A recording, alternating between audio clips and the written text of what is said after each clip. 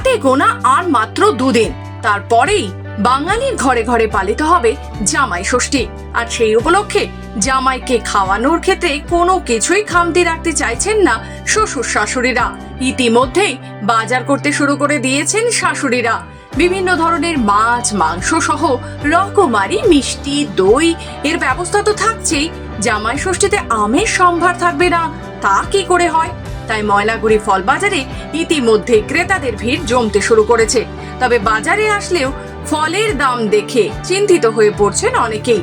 স্বাভাবিকের তুলনায় এবার ফলের চাহিদা অনেকটা কম, আর সেই কারণেই বাজার দর একটু অস্বাভাবিক বলেই জানিয়েছেন ফল বিক্রেতারা। ফলে এবার জামাই ষষ্ঠীর বাজার তেমন ভাবে জমবে না বলেই দাবি ব্যবসায়ীদের।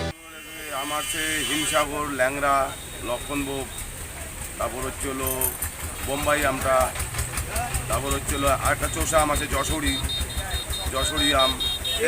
এছাড়াও কি নিয়ে এসছো তোমরা? লিচু আছে। কোথাকার লিচু? এটা বিহারের লিচু। মোটামুটি যে আমগুলো রয়েছে বা সেই লিচু রয়েছে, বাজার দর কি আছে? বাজার দর তো এখন ভালো আমের দাম চলতেছে, যেটা 100 টাকা আর 80 টাকা। হিমসাগর মালদারটা 80 টাকা, আর লিচু লিচু এখন 200 টাকা কেজি বিক্রি হচ্ছে। দাম কি স্বাভাবিক আছে মনে করছেন নাকি একটু বৃদ্ধি পেয়েছে? না, দাম ঠিকই আছে। দাম তো মানে মাল হিসেবে দাম ঠিকই আছে। তোমার হিমসাগর, ল্যাংড়া, লক্ষণভোগ, আম্রপলি এই কোয়ালিটিরই আম আছে, 4-5 কোয়ালিটি আছে। আর লিচু কোথা থেকে আসছে? লিচু বিহার থেকে।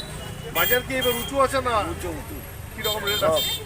তাও লিচু মনে করো 180 টাকা, আম তোমার ল্যাংড়া মনে করো 100, হিমসাগর 80। মানে দাম বৃদ্ধির জন্যই মনে করছেন যে বাজার ভালো হবে না? না, এবার মালও কম। মালও কম আছে। হ্যাঁ, ফলন কম হয়েছে এবার। ফলন কম। জামাই ষষ্ঠীর জন্য ইতিমধ্যেই আমের রকমারি ধরন বাজারে এসেছে। হিমসাগর, ল্যাংড়া, আম্রপালি, চৌষা আম সহ কয়েক ধরনের আম রয়েছে বাজারে। এছাড়াও বিভিন্ন ফল যেমন লিচু, আপেল, কমলা, পেয়ারা, মৌসুম্বি, তরমুজ রয়েছে দোকানে। স্বাভাবিকের তুলনায় ফলের দাম বৃদ্ধি পাওয়ায় চিন্তিত ক্রেতারা। হ্যাঁ, কি কি কিনলেন? কি কি ফল কিনলেন? এই তো লিচু, আম, মৌসম্বি, হ্যাঁ, আর আজকে অল্পই নেওয়া হলো। মানে বাজার কি রকম আছে প্রতিবারের তুলনায়? আছে রেট কি বেশি আছে? একটু তো মনে হচ্ছে ষষ্ঠীর সময় তো একটু বেশি থাকে। শুধু আম কিনেছি। ও জামাই ষষ্ঠী তো সামনে, তা কি কি কিনবেন জামাই ষষ্ঠীর উপলক্ষে?